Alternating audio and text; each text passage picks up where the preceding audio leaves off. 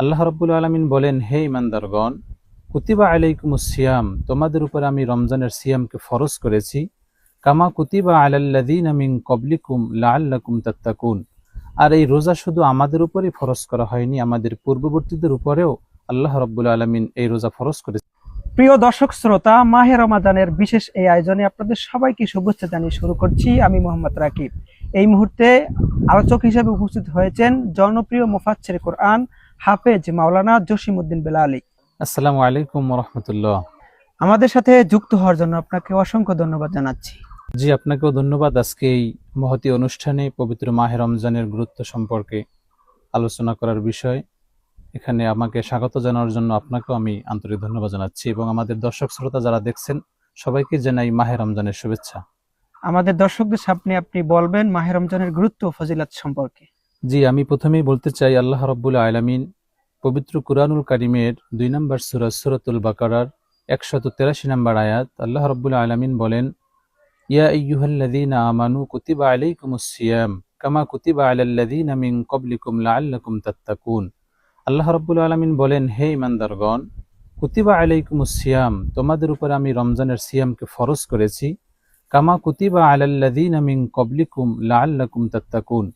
আর এই রোজা শুধু আমাদের উপরই ফরজ করা হয়নি, আমাদের পূর্ববর্তীদের উপরেও আল্লাহ রাব্বুল আলামিন এই রোজা ফরজ করেছিলেন। লাআল্লাকুম তাত্তাকুন, আল্লাহ তাআলা কেন এই রোজা দিয়েছেন? লাআল্লাকুম তাত্তাকুন, যাতে করে আমরা তাকওয়া অবলম্বন করতে পারি, আল্লাহর ভয় আমাদের অন্তরে তৈরি হয়। এজন্য আল্লাহ তাআলা এই রোজা আমাদেরকে দিয়েছেন। আর হাদিসের ভাষায় বলতে গেলে আল্লাহ রাব্বুল আলামিন এই রমজানের অসংখ্য পুরস্কার আমাদের জন্য রেখেছেন। এর মধ্যে আমি একটা হাদিস শুনাই।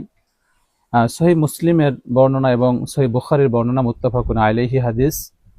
আল্লাহ নবীজি বলেছেন, মান সামা রমাদানা ঈমানান ওয়া ইহতিসাবান গুফিরা লাহু মা তাকদ্দামা মিন জামবি। নবীজি বলেছেন, কেউ যদি ঈমানের সাথে এবং সওয়াবের আশায় রমজানের সিয়ামগুলো আদায় করে, আল্লাহ তাআলা তার পিছনের সমস্ত গুনাহগুলি আল্লাহ মাফ করে দেন। সুবহানাল্লাহ। সুবহানাল্লাহ। এরপরে অসংখ্য ফজিলত আল্লাহ কুদসির ভিতরে আল্লাহ তাআলা এই রমজানের গুরুত্ব সম্পর্কে বলেছেন, আস-সাওমু লি ওয়া আনা আজজি বিহি। অন্য বর্ণনায় বলা হয়েছে আস-সাওমু লি ওয়া আনা উজজা বিহি।